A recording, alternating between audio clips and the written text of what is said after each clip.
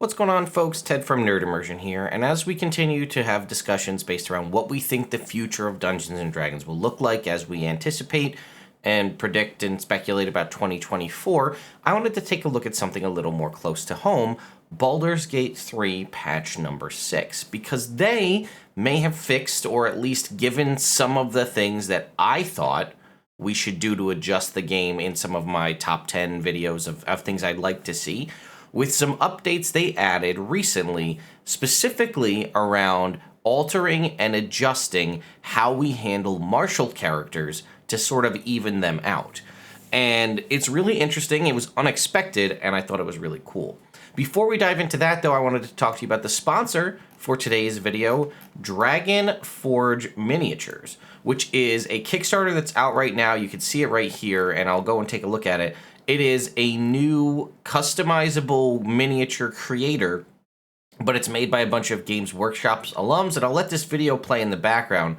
But as you can see, they have custom crafted, and you can see the quality on these minis is extra high. It's already made its funding goal, so it's just looking to unlock additional stretch goals, but you have 8 days left to back, and as you can see, they'll have all these different miniatures and poses, and they've custom designed these characters, and I mean, look at the one you could see on screen right here, how in-depth and crazy you can get with the character creation on these, and we'll go down and take a look at a little of these as we go through.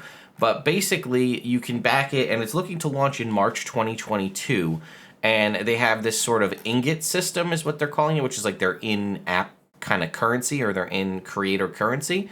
But you can see here, like, look at this. So here's the sorceress that we saw, right? Look at all the different poses and options for all of the different pieces. And here you can see the different pledge levels, which is kind of reflected on the right-hand side, but I'll show it here. You're basically buying ingots with your pledges, and then you use the ingots to do things, right? So 20 pounds worth of gets you 25 ingots, which can buy 5 STL files, 2 standard prints, or 1 premium print. You can go down and you can see premium prints up to master level prints. So if you want to spend, depending on how much you want to spend, you can get a bunch of different miniatures, whether you want to do this as a DM or, you know, as a party, however you want to handle it.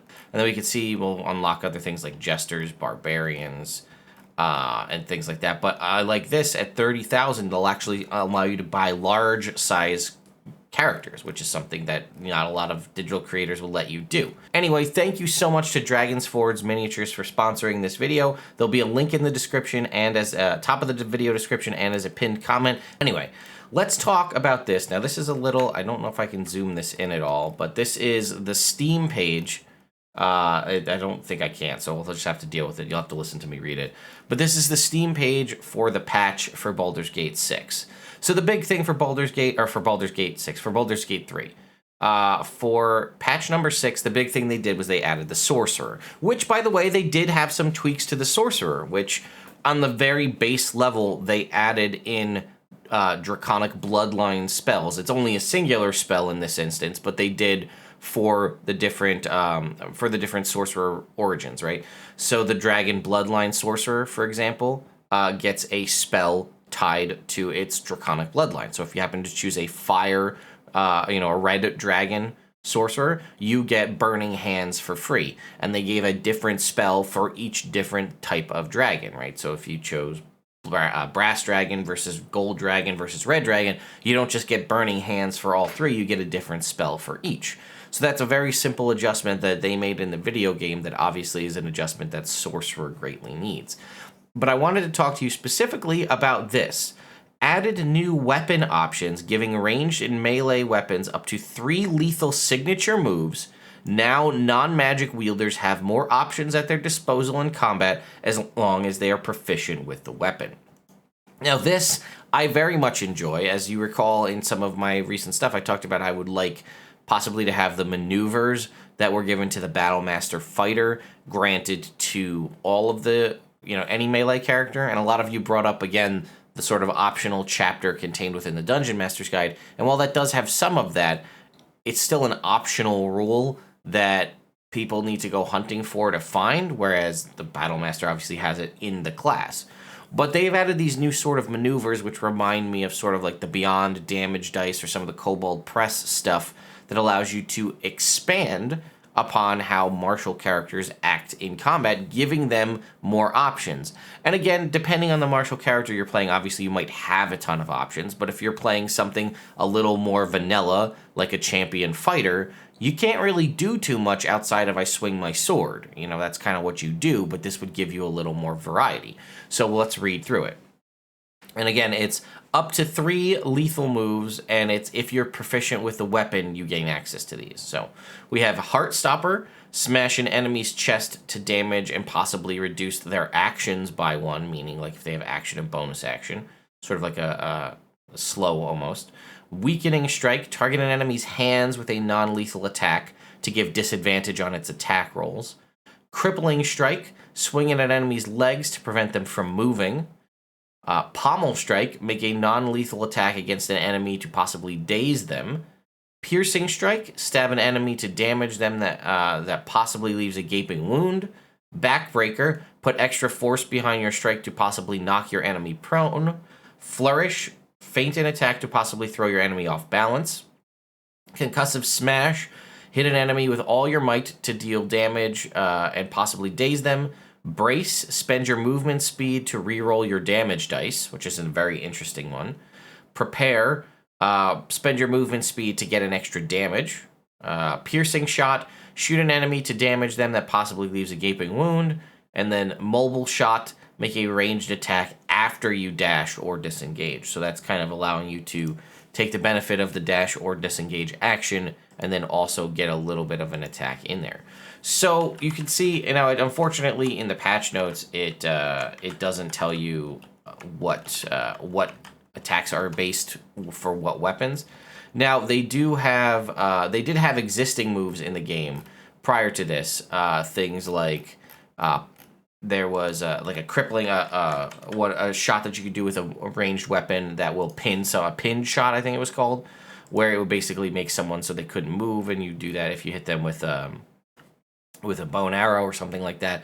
So every attack, which was something I liked, and I didn't even think that they were going to expand upon it, every attack in the game with a weapon of some kind, as long as you were proficient with it, had some sort of boosted ability, and then they added additional things to it. So if we, let's see here. I went to the Wikipedia page for the wiki page. So here we had Cleave, which was a weapon. It says swing your weapon in a large arc to hit up to 3 enemies at once. So that was an option available to you for if we were to go ahead and take a look at some of these. You can see Cleave it looks like it's primarily on like axe style weapons, but they also had Slash was another one, which was slash a creature. It inflicts the bleeding condition. Topple was mostly for quarterstaffs. That was like a tripping attack. Inflicts the prone condition. Swipe at a creature to knock it prone. They must make a dex save or get knocked prone.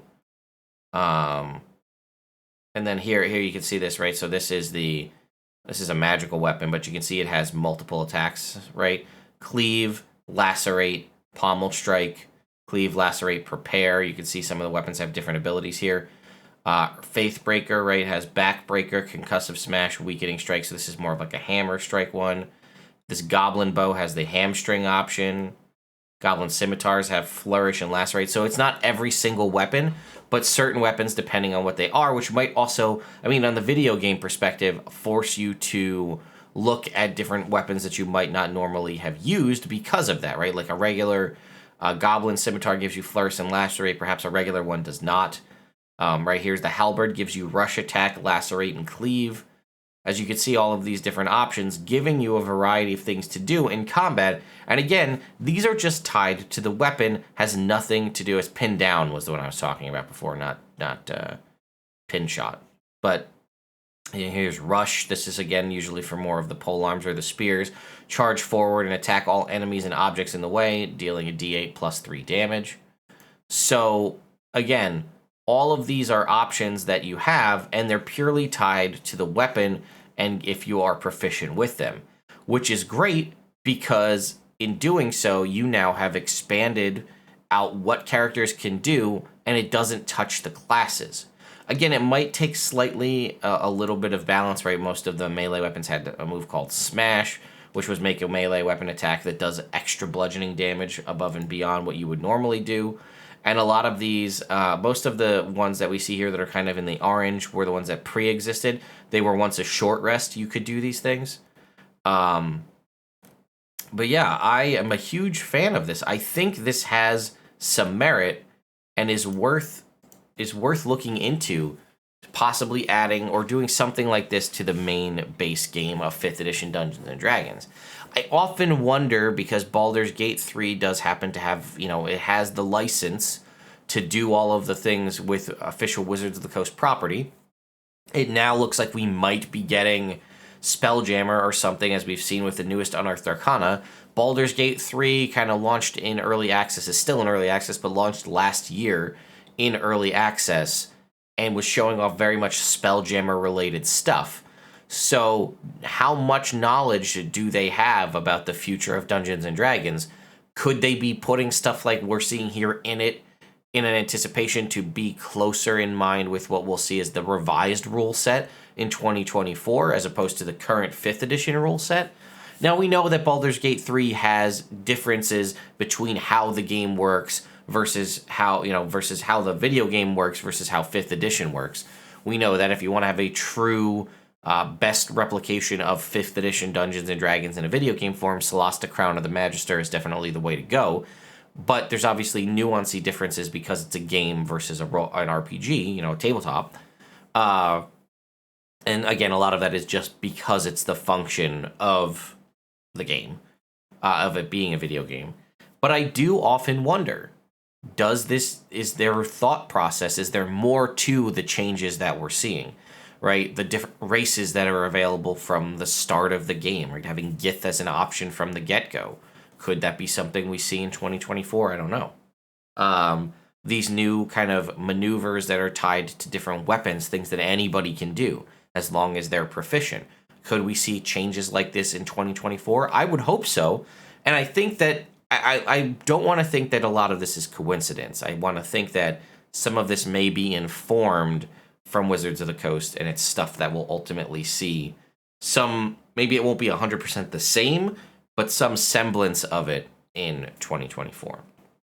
Let me know what you think in the comments down below. Would you like to have these kind of different maneuvers available in your game?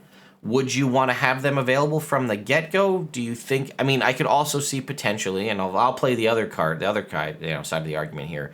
I could see this possibly being a little much for new players, right? If I'm like, I pick up a longsword, and my longsword, I can swing it and do damage, but I can also do lacerate, flourish, and parry, or whatever the moves are. Maybe that's a little much for a new player. I don't know. I know a lot of people are like, oh, well, everybody's been playing 5th edition for a long time, but there are still new people being introduced to the game.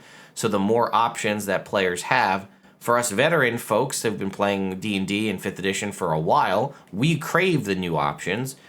Putting these as a standard thing right out the gate, is that too much for new players? I don't know. I personally love the concept of this, and I think it would, again, potentially, if you are a class 2 that had the option to go martial or like caster, if you were sort of like a druid or a cleric, you kind of have the options to maybe I'll lean heavily into the magic, maybe I'll lean heavily into the martial. It might give you a little pause, and you might try to do a little bit of a hybrid. It might might intrigue people to do more multi-classing, right? If I can multi-class into fighter and get access to all martial weapons proficiencies, now I can be my wizard, but I can use these other weapons, and in using these weapons, I get these other cool maneuvers, and maybe my spells can further augment how those maneuvers work. So, I don't know. I think it could be really fun. I like what they're doing in Baldur's Gate 3 in that aspect, and I'd like to see more of it make its way into 5th edition proper. Thank you once again to Dragon's Forge for sponsoring this video. I will see you all next time.